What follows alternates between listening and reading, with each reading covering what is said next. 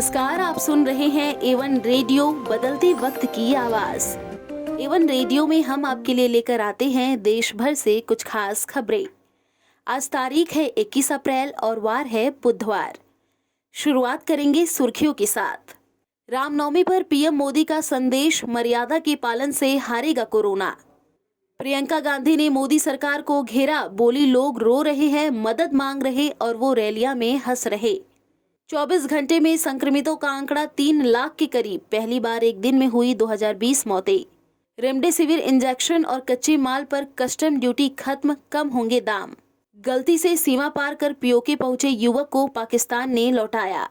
और अब खबरें विस्तार से। देश में कोरोना के रोज आ रहे नए केस अब 3 लाख के करीब पहुंचने को हैं। इसी बीच देश के प्रधानमंत्री नरेंद्र मोदी ने श्री राम के जरिए कोरोना से बचने का संदेश दिया है। रामनवमी पर पीएम मोदी का संदेश है कि कोरोना के संकट काल में मर्यादाओं का पालन करें। प्रधानमंत्री नरेंद्र मोदी ने बुधवार को रामनवमी के अवसर पर बधाई दी और देशवासियों से कोरोना से बचाव के सभी उपायों का पालन करने तथा दवाई भी कड़ाई भी के मंत्र को याद रखने का आह्वान किया। भारत में कोरोना संक्रमण के बढ़ते प्रकोप से स्वास्थ्य व्यवस्था की स्थिति बिगड़ने लगी है। देश में कई जगहों पर वैक्सीन की किल्लत, ऑक्सीजन और बेड्स कमी की शिकायतें आ रही हैं।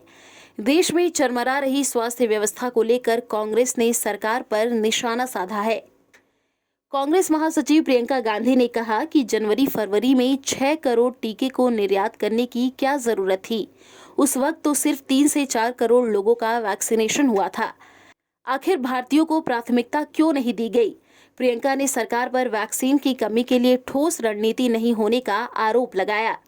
कोरोना वायरस की दूसरी लहर घातक साबित हो रही है और हर दिन के साथ सर्वाधिक मौतों का रिकॉर्ड बना रही है। वर्ल्डोमीटर के मुताबिक 24 घंटे में देश में 2023 कोरोना मरीजों की मौत हो गई। पिछले साल महामारी की शुरुआत से लेकर अब तक एक दिन में कोरोना संक्रमितों की मौत की सर्वाधिक संख्या है।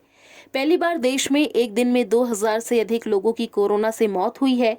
इसी के साथ सक्रिय मरीजों की संख्या में भी भारी इजाफा हुआ है।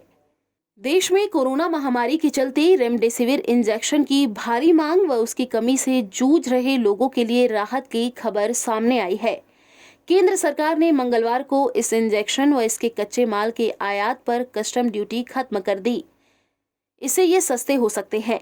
देश में कोविड-19 के बढ़ते मामलों के बीच सरकार ने मंगलवार को रेमडेसिविर, इसके कच्चे माल और वायरल रोधी दवा बनाने में इस्तेमाल होने वाली अन्य सामान पर सीमा शुल्क समाप्त करने की घोषणा की है।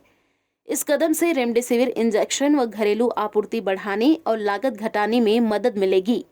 उत्तरी कश्मीरी में बांदीपोरा जिले के गुरेज इलाके का 18 वर्षीय मोहम्मद सैयद पिछले साल सितंबर महीने में एलओसी के उस पार पीओके में गलती से दाखिल हो गया था। इसके बाद पुलिस अधिकारियों और सेना की कोशिशों के चलते मंगलवार को पाकिस्तानी रेंजरों ने युवक को कुपवाड़ा के तंगधार सेक्टर की करनाह में टीटवाल क्रॉसिंग पॉइंट पर स्थित पुल के रास्ते से वापस भेज दिया।